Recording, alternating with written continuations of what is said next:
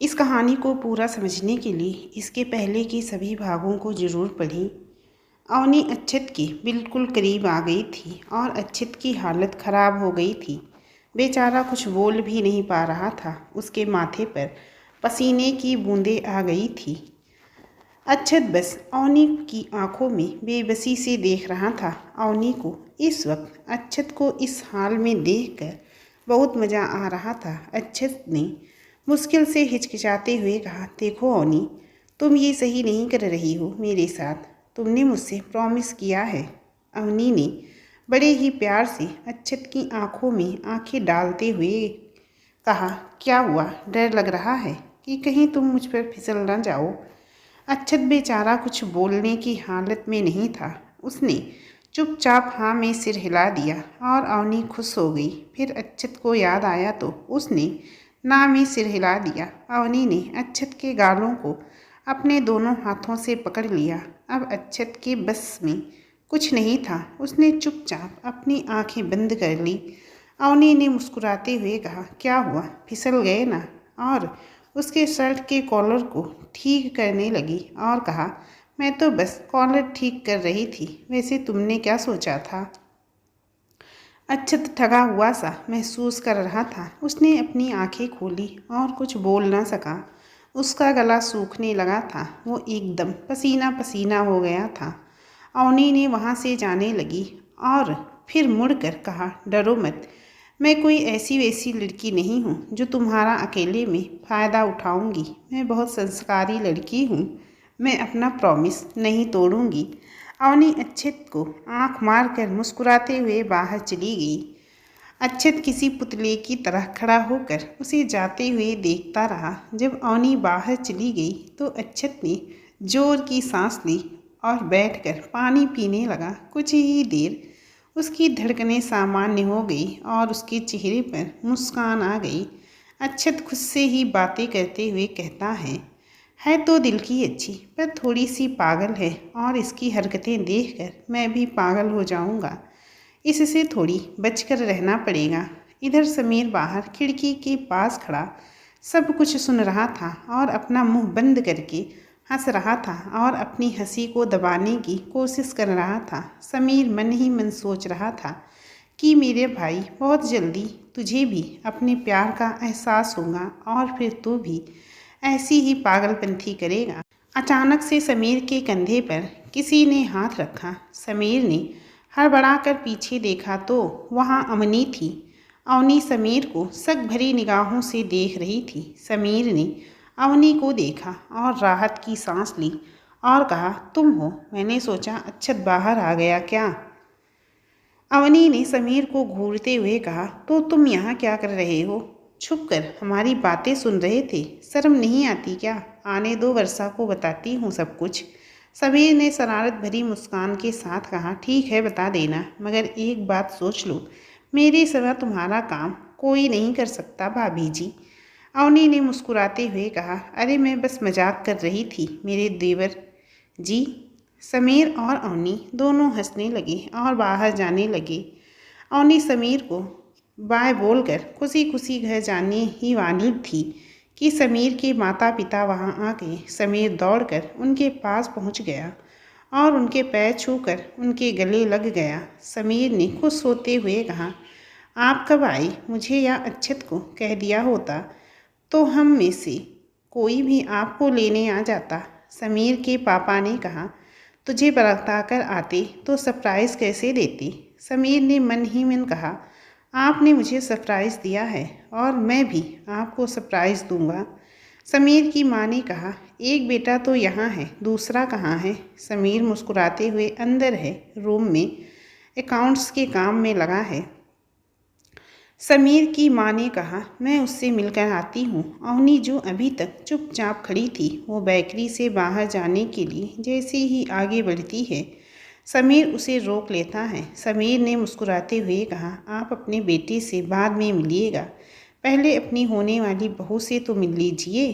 समीर के माता पिता ने हैरानी से कहा, क्या मतलब? समीर ने अवनी से कहा, अवनी भाभी यहाँ आइए, आपको आपके होने वाले सास ससुर से मिलवाता हूँ। जो हाल अवनी कुछ देर पहले अच्छत का करके आई थी, वही हाल अब अवनी का था। अवनी अब किसी पुतले की तरह खड़ी थी, उसके मुंह से एक भी शब्द नहीं निकल रहे थे। समीर की माँ ने कहा, भाभी? किसकी भाभी? पूरी बात बता समीर। समीर ने हंसते हुए कहा, मेरी भाभी और आपकी बहू, मतलब अच्छत के लिए। समीर ने अपने माँ और पापा को पूरी कहानी सुनाई और अवनी हैरान सी चुपचाप खड़ी सब कुछ सुन रही थी, पर कर कुछ नहीं सकती थी। समीर के माता पिता ये सब जानकर बहुत खुश थे और अवनी सदमे में। समीर की माँ ने बड़े प्यार से अवनी को अपने पास बुलाया। अवनी उनके पास आ गई और उनके पैर छुए। समीर की माँ ने बड़े प्यार से उनके सिर पर हाथ फेरा और कहा, देखिए ना समीर के पापा, कितनी प्यारी बच्ची है और कितनी संस्कारी भी है। मैं अच्छत से बात करके आती हूँ। समीर ने कहा, ओ अच्छत की माता जी, आपके लाडले बेटे ने अभी हाँ नहीं की है जो चल दी बात करने।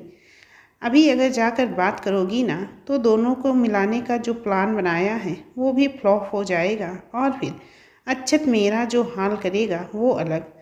अब सब समीर की बात सुनकर हंसने लगे।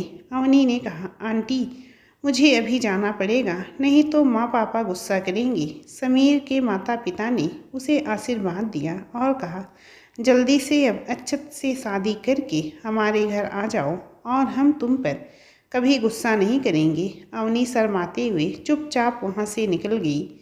समीर की माँ अब गंभीर हो गई और उन्होंने नम आँखों से कहा, अगर अच्छत मान जाए तो तेरे लिए और हम लोगों के अलावा भी कोई तो होगा उसका ध्यान रखने के लिए, वरना मेरा बच्चा सिया के जाने के बाद तो। इतना कहते कहते समीर की माँ रुक गई, उनका गला भर आया था। समीर ने कहा, क्या माँ आप पुरानी बातों को लेकर बैठ गई? मेरे सामने तो कह दिया, पर अच्छत के सामने कभी इस बात का जिक्र मत कीजिएगा, नहीं तो वो फिर से परेशान हो जाएगा। समीर के पापा ने कहा, अवनी को इस बारे में पता है? समीर ने कहा, नहीं, अभी मैंने उसे कुछ नहीं बताया है, पर सही समय आने पर बता दूंगा। चलिए पहले अच्छत से मिल लेते हैं। इधर अच्छत अपने रूम में काम करते करते मुस्कुरा रहा था। समीर और समीर के माता पिता अंदर आकर उसके पीछे खड़े हो गए और उसे पता भी नहीं चला। समीर की माँ ने पीछे से अच्छत की आंखें बंद कर दी। अच्छत ने मन ही मन कहा, अवनी तुम नहीं सुधरोगी, फिर से आ गई मुझे परेशान करने। अच्छत तुरंत खड़ा हुआ और समीर की माँ को देखकर चौंक गया और कहा, मॉम डैड आप? अच्छत ने तुरंत दोनों के पैर छुए और फिर उनके गले लगा लिया। समीर के पापा ने कहा, तू किसी और के आने की उम्मीद कर रहा था क्या? अच्छत ने मुस्कुराकर गर्दन हिलाते हुए कहा, नहीं तो बस आप दोनों को अचानक से देखकर थोड़ा हैरान हो गया था। समीर के पापा ने कहा, अब क्या करें, तू हमसे मिलने साल में 1-2 बार आता है, तो हमने सोचा कि हम खुद ही चलकर तुम दोनों से मिल लेते हैं। अच्छत ने समीर की तरफ देखा तो समीर ने कहा, मेरे लिए भी ये सरप्राइज़ है। सब मिलकर सोफे पर बैठ गए और बातें करने लगी। समीर पर, आप अचानक से यहाँ कैसे आ गए? समीर की माँ ने कहा, क्यों, अपने बच्चे से मिलने के लिए पंडित से मुहूर्त निकलवाना पड़ेगा क्या? मन ही मन किया तो आ गए। समीर की माँ ने कहा, इस बार अच्छत के लिए कुछ लड़कियों की फोटो लाई हूँ, तुम दोनों देखकर पसंद कर लो, फिर हम लोग उनके परिवार से बात भी करेंगे। अच्छत की शादी होगी तभी तो समीर की हो पाएगी।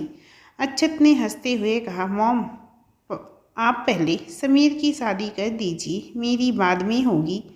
समीर की माँ ने कहा, नहीं, पहले मेरे बड़े बेटे की शादी होगी, फिर छोटे की। समीर ने कहा, भाई मेरे करवा क्यों नहीं लेता शादी? क्यों मुझे कमारा मारना चाहता है? सभी लोग समीर की बात सुनकर हंसने लगे। अच्छत ने कहा, पहले कोई अच्छी लड़की ढूंढिए फिर बताइएगा। समीर के पापा ने कहा, बाहर एक बच्ची मिली थी, नाम क्या था उसका? अच्छत ने तुरंत कहा, उसका नाम अवनी है, अवनी देशमुख। सभी अच्छत की तरफ देखने लगे तो अच्छत ने अपना सिर दूसरी तरफ कर लिया। समीर ने मन ही मन सोचा, क्या बात है बेटा, अवनी के लब डोज का असर हो रहा है। समीर के पापा ने कहा, बिल्कुल उसी के जैसी ही एक प्यारी सी बच्ची तेरे लिए ढूंढ कर लाएंगे। अक्षत ने मुस्कुराते हुए मन ही मन कहा, मेरे भोले डैड, जिसे आप बच्ची समझ रहे हैं वो बच्ची नहीं, सबकी दादी माँ है। समीर की माँ ने प्यार से कहा, कितनी प्यारी है और सुशील और संस्कारी है, सबकी कितनी इज्जत करती है।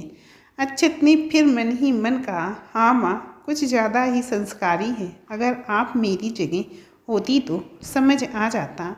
समीर के पापा ने कहा, अवनी जैसी ही क्यों, अवनी से ही अक्षत की शादी कर देते हैं। अक्षत जो चुपचाप बैठा पानी पी रहा था, अवनी का नाम सुनकर उसके गले में पानी अटक गया और वो खांसने लगा।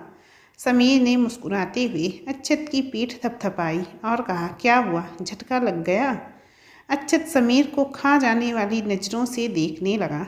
अक्षत ने मुस्कुराते हुए कहा, क्या मॉम डैड, आप दोनों अभी अभी तो आए हैं और आते ही मेरी शादी की बात लेकर बैठ गए। मुझे बैंक जाना है, कुछ काम है तो मैं निकलता हूँ। अक्षत वहाँ से चला गया और समीर की माँ ने चेहरे पर खुशी दे गया। समीर ने अपनी माँ के चेहरे पर अजीब सी खुशी देखी और कहा, मॉम, अक्षत फिर से शादी की बात पर काम का बहाना बनाकर भाग गया और आप यहाँ पर बैठकर मुस्कुरा रही हैं। समीर की माँ ने खुश होकर कहा, समीर के पापा, आपने आज कुछ देखा क्या? आज 3 साल बाद पहली बार अक्षत अपनी शादी की बात सुनकर बिना गुस्सा किए हुए यहाँ से गया है।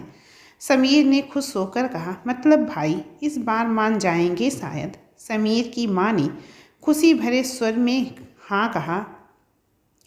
समीर के पापा ने प्रार्थना करते हुए कहा, भगवान करे ऐसा ही हो। सब खुश हो गए और अक्षत के आने का इंतजार करने लगे। इधर अवनी अपने घर पहुंच गई और अवनी बहुत खुश थी। वो उछलते कूदते घर के अंदर गई और अपनी माँ के गले लग गई। अवनी की माँ ने कहा, क्या बात है, आज बहुत खुश दिखाई दे रही है, किससे मिलकर आ रही है? अवनी ने खुश होते हुए कहा, अपने सास ससुर से। अवनी की माँ ने हैरानी से कहा, क्या कहा तूने, फिर से बोल। अवनी को होश आया कि उसने क्या बोल दिया और मन ही मन सोचने लगी, फंस गई बेटा अवनी, अब क्या करूं? इसके आगे की कहानी अगले भाग में सुनेंगे। अगर आप लोग चाहते हैं कि कहानी का कोई भी भाग आप लोगों से ना छूटे तो कृपया चैनल को सब्सक्राइब करके बेल आइकन को ऑल पर ज़रूर सेलेक्ट